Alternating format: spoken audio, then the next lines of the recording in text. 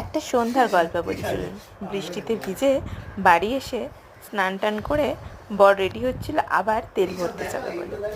আমিও পিছন থেকে এরকম খপাত করে ধরলাম, আমাকেও নিয়ে যেতে হবে এবং আমাকে কিছু খাওয়াতে হবে।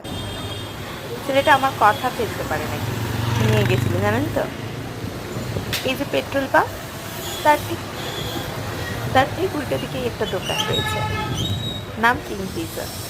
এখানকার পিৎজার কোয়ালিটি এবং টেস্ট দুটোই ভালো, আর সবচেয়ে বড় কথা আমাদের মধ্যবিত্তদের জন্য বেশ বাজেট ফ্রেন্ডলি।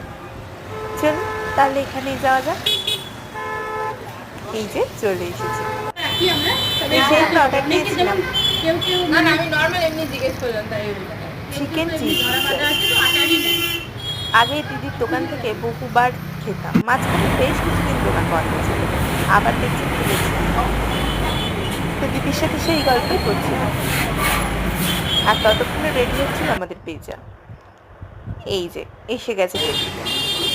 চিকেন এবং চিজ দুটোই বেশ ভরপুর ছিল, কিন্তু লোভিটা তর সইতে পারে না একদম, গিয়েছিল হাত।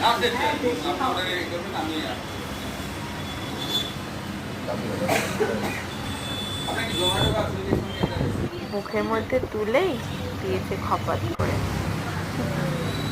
জিভটাও পুড়ে গেছে।